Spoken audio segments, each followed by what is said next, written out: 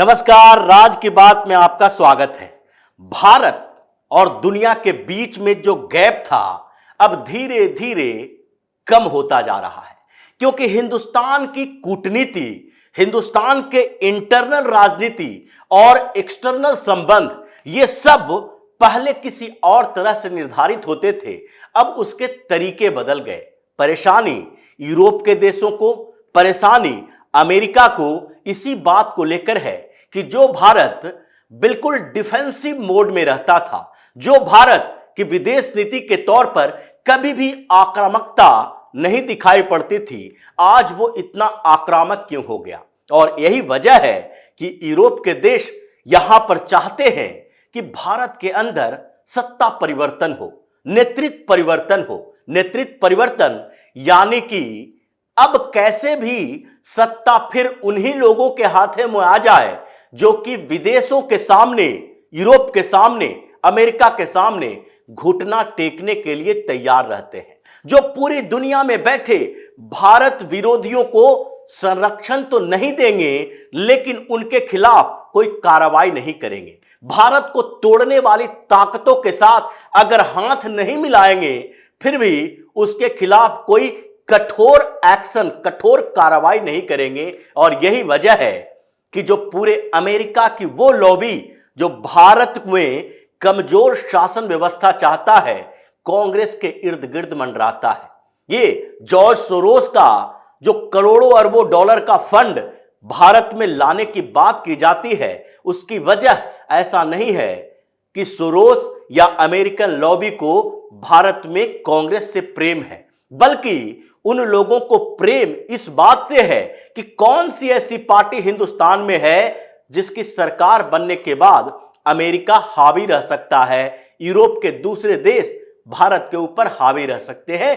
यह पिछले 6 महीने की गतिविधियों से पता चलता है, क्योंकि भारत की जो बेजोड़ कूटनीति रही, चाहे यूक्रेन युद्ध में, चाहे इजराइल का गाजा के खिलाफ कार्रवाई में, हर जगह पर जो भारत ने एक कूटनीतिक रास्ता तैयार किया कि हम आतंक का साथ नहीं देंगे, आतंकियों के खिलाफ हो रही कार्रवाई को रोकने के लिए हम कोई भी तरीका नहीं अपनाएंगे, चाहे डायरेक्ट हो या इनडायरेक्ट हो। मतलब गाजा में अगर हमास आतंकी है तो इजराइल को पूरा अधिकार है कि वहां पर वो तब तक आक्रमण करे जब तक कि हमास का एक भी आतंकी जिंदा है। तो जो भारत अभी के समय में गाजा में आतंकियों को बर्दाश्त नहीं कर रहा, वो देश में पनप रहे आतंकी संगठनों, सेपरेटिस्ट लोगों और खालिस्तानी जिहादी आतंकियों को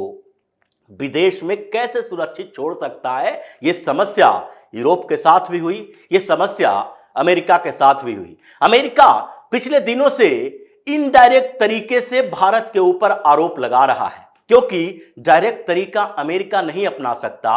अमेरिका कनाडा नहीं है। निज्जर की हत्या के बाद कनाडा में जस्टिन ट्रूडो जिस तरीके से बौखलाहट में बेवकूफी कर दिया, वो बेवकूफी अमेरिका नहीं करेगा, क्योंकि कनाडा में जस्टिन ट्रूडो की औकात वैसी ही है जैसे कि भारत में एक तरह से राहुल गांधी के दिमाग के औकात के बारे में, क्षमता के बारे में कही जाती है। इसलिए जस्टिन ट्रूडो बिना कोई डिप्लोमेटिक रास्ता तैयार किए हुए अपने यहां पार्लियामेंट में और भारत के सामने एक सवाल उठा दिया कि निज्जर की हत्या में भारत के एजेंसियों का हाथ है।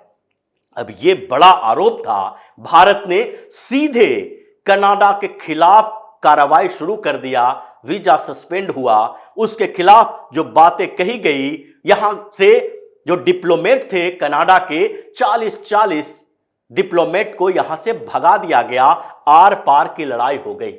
हालांकि कनाडा एक ऐसा देश है जिसको भारत के ऊपर उतनी बड़ी निर्भरता नहीं है, क्योंकि उसका एक्सटर्नल इकोनॉमी इतना बड़ा नहीं है। यह बात सही है कि भारत से जो केवल छात्र जाते हैं उसका लगभग 48% पूरे एजुकेशन डिपार्टमेंट का कनाडा का बजट जो है वो 48% से ज्यादा भारतीय छात्र देते हैं। बौखलाहट बाद में इसी बात की हुई और कनाडा पीछे हट गया। लेकिन अमेरिका एक अलग देश है, भारत के साथ उसके संबंध अलग हैं।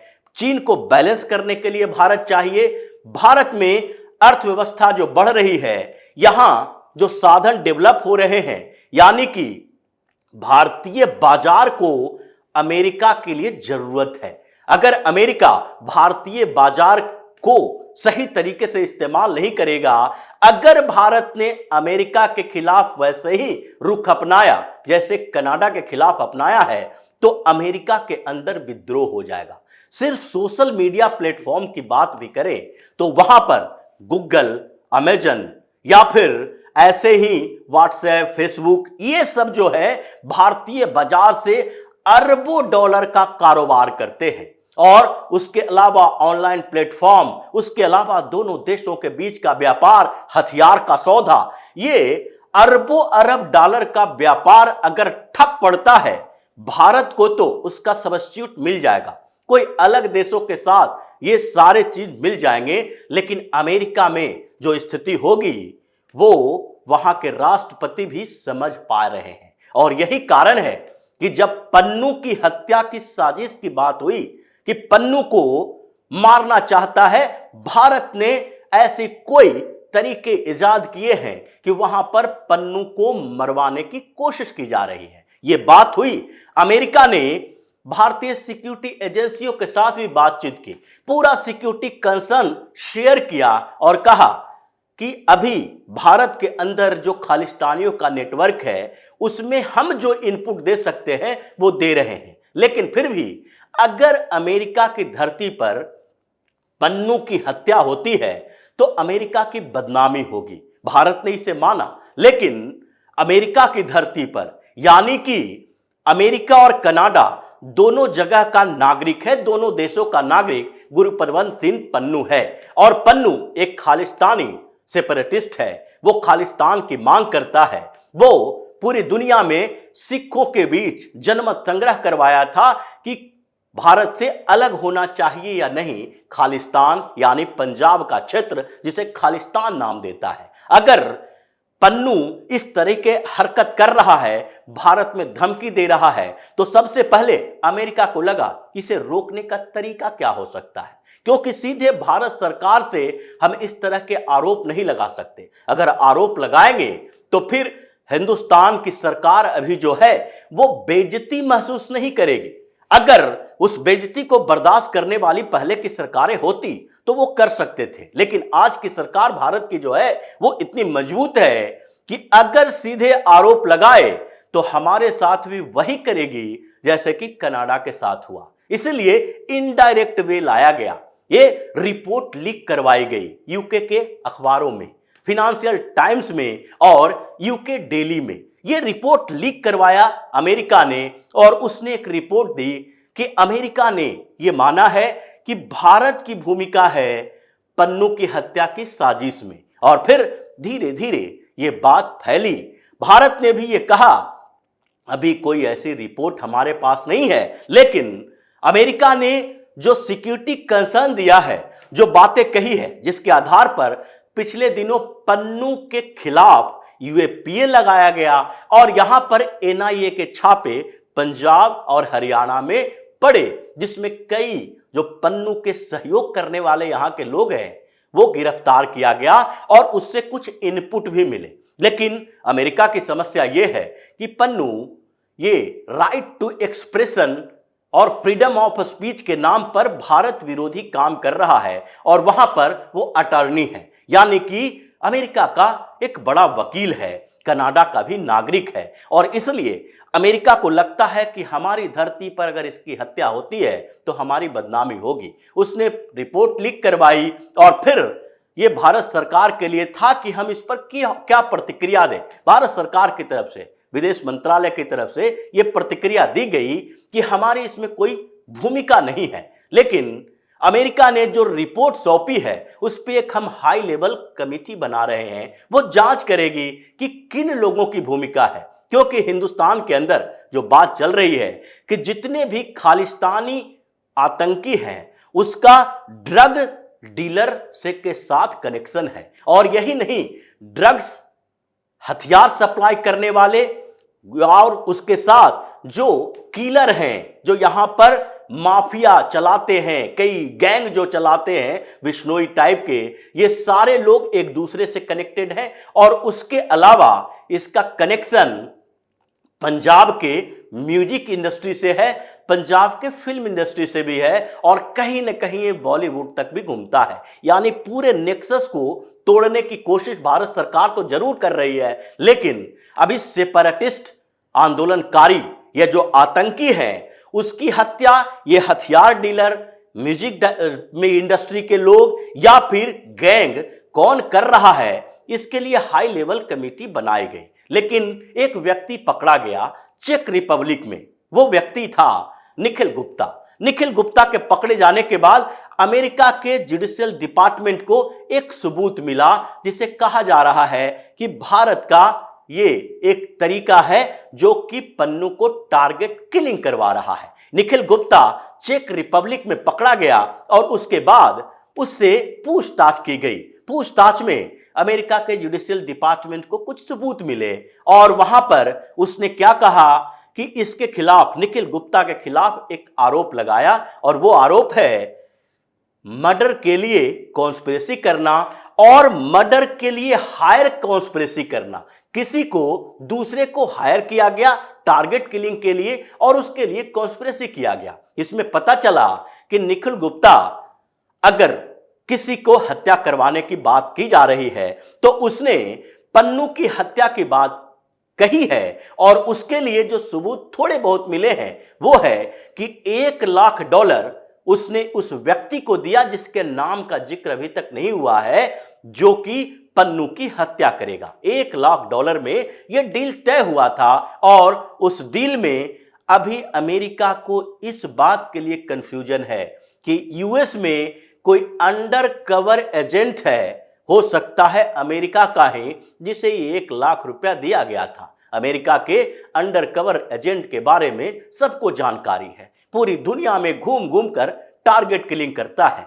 अमेरिका का CIA और इजराइल का मोसाद, ये दोनों ऐसी एजेंसी रही है जो अपने दुश्मनों को दुनिया के किसी हिस्से में किसी भी तरीके से छोड़ता नहीं है। वो हत्या करता है, उसके लिए व्यवस्था, उसके लिए कॉन्स्पिरेसी जैसी भी हो। यहां तक कि अमेरिका जो आज चिल्ला चिल्ला के कह रहा है कि पन्नू की हत्या की साजिश भारत कर रहा है, लेकिन वही अमेरिका किसी देश में सत्ता बदलने के लिए राष्ट्रपति तक की हत्या, प्रधानमंत्री तक की हत्या कराने से हिचकता नहीं है। लेकिन आज जब उसके ऊपर आई है तो वो चिल्ला चिल्ला कर अपने आप को बचाने की कोशिश कर रहा है, रिपोर्ट लीक कर रहा है। हिंदुस्तान के साथ सीधे मुंह बात करने की अमेरिका की भी औकात नहीं है। ये बड़ी बात है, क्योंकि अगर कनाडा की तरह अमेरिका ने भी ऐसे ही आरोप लगाने शुरू कर दिए होते मीडिया में, अपने यहां संसद में और भारत सरकार के सामने,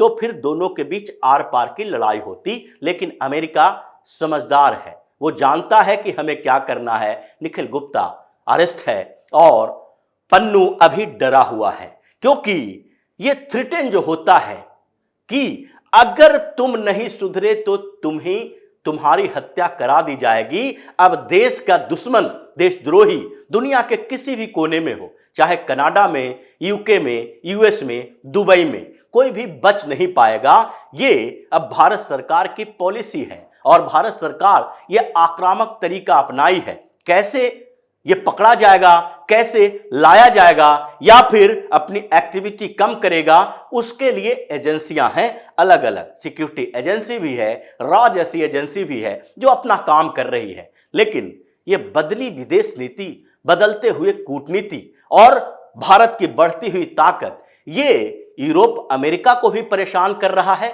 और भारत में बैठे वो लिजलिजे पिलपिले टाइप के पॉलिटिशियन को भी प्रभावित कर रहा है, जो कि लगातार ये आरोप लगाते हैं मोदी ने विदेश नीति के आधार पर भारत को कमजोर किया, मोदी ने भारत की स्थिति को कमजोर करके रख दिया है।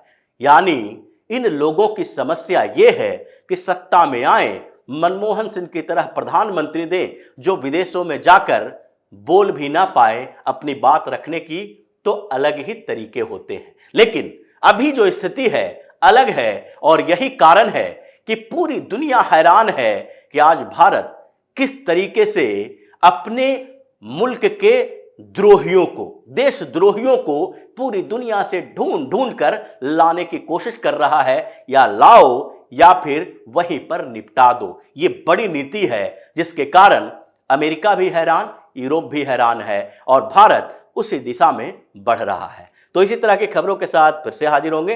तब तक के लिए बने रहिए हमारे साथ और देते रहिए हमें सहयोग, ताकि इसी तरह की खबर हम आपके लिए लाते रहें। धन्यवाद।